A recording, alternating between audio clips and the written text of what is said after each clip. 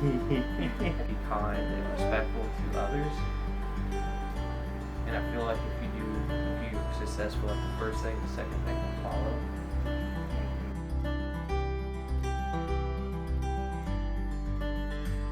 Hey guys! Welcome back to my channel. My name is Brittany, and if you're new here, I post a new video every Friday about faith, health, intentional living, and motherhood. This is my husband Chance. We are doing a Q&A today. So we have some people ask some questions over on my Instagram, and we are answering them today.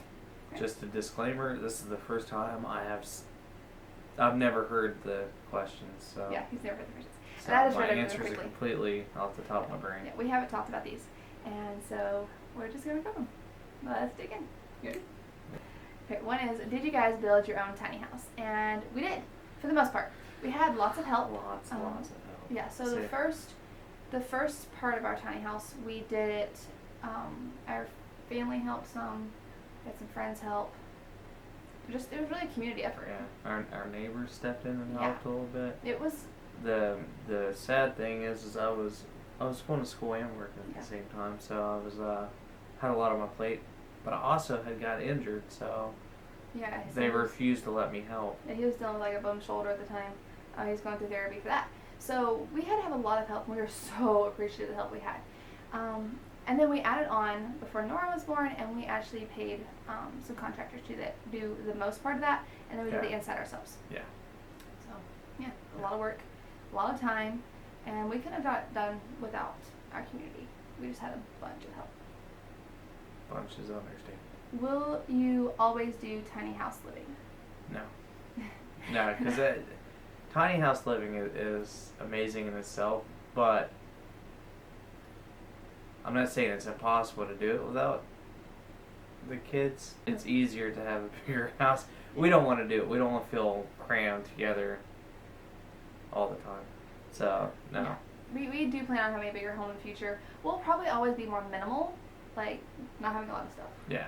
So the reason she looked at me is because I have too much stuff. He does. He has a hard time letting go of stuff, but he really enjoys being clutter-free. He likes it when I get rid of stuff once it's done. He just likes holding on to stuff more. But yeah, we plan on having a bigger house in the future. Hopefully a big farmhouse with a big porch. That's my dream. Yeah.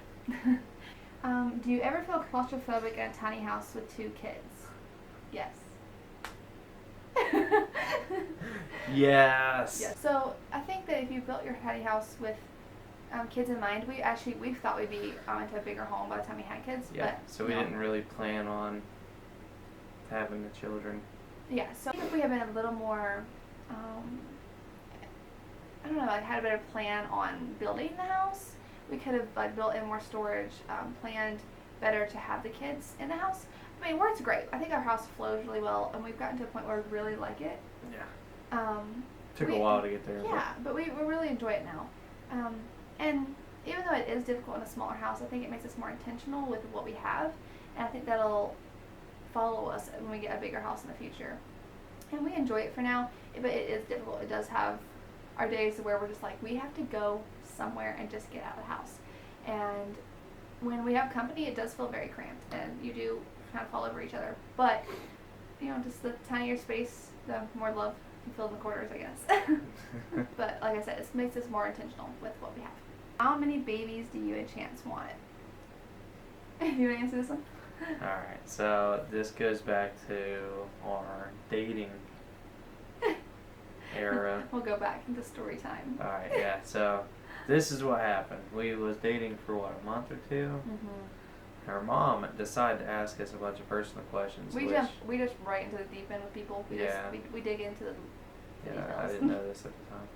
One of the questions was this exactly, and she said like how many kids do you want? How many kids do you want? Yeah. I said 3. She said 12. And then I had kids. And then she had kids. Now I want A lot. more than 3. I wanted 6, but I was settled for 4. Yeah, so we're kind of like, we probably would like to have like 4, maybe around that number, maybe more, maybe less. Yeah. And then we opened adoption in the future because, you know, 3 of my siblings are adopted. It has a special place in my heart, so we would like to venture maybe into that once our kids were older. So, between like the 4 and 6 range.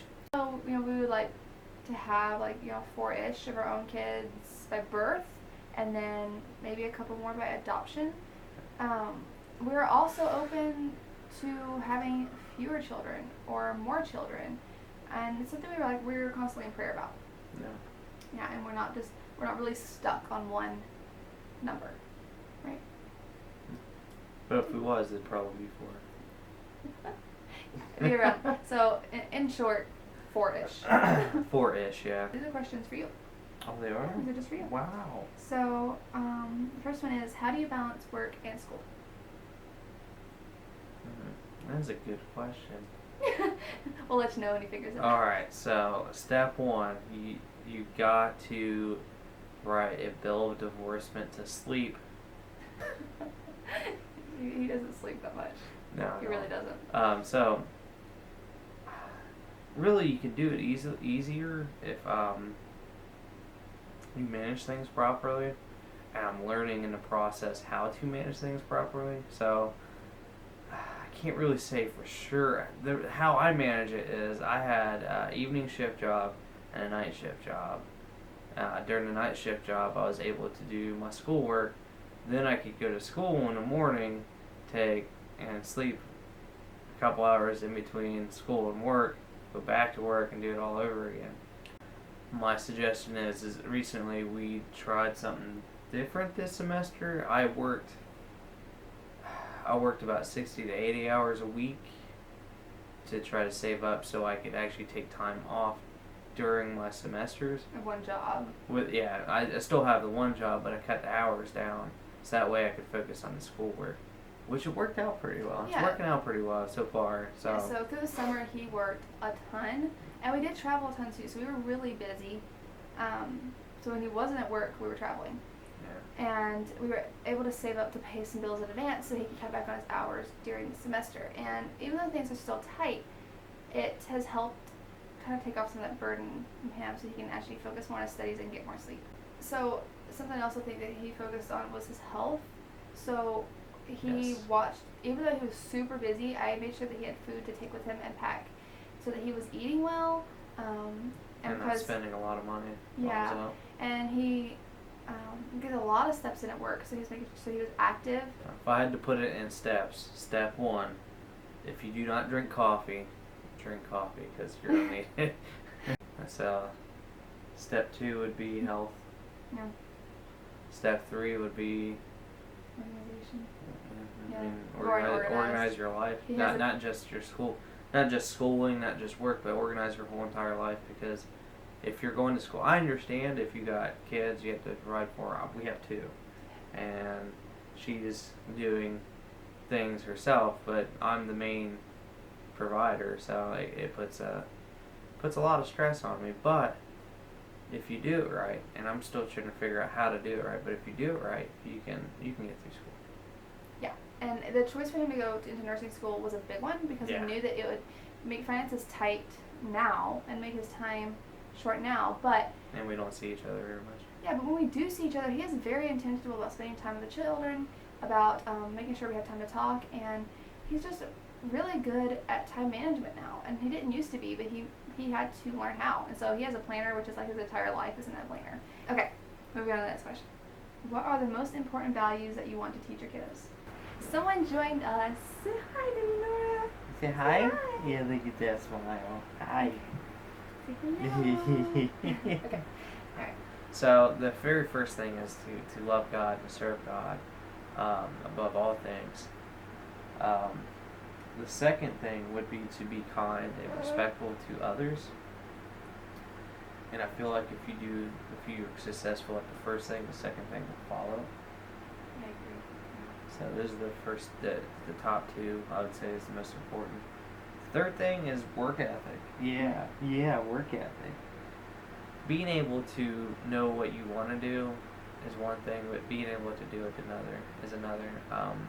So I want to teach my kids how to achieve that, not just throw them out there and say, hey, good luck, find out yourself. I think good work ethic is number 3 on my list.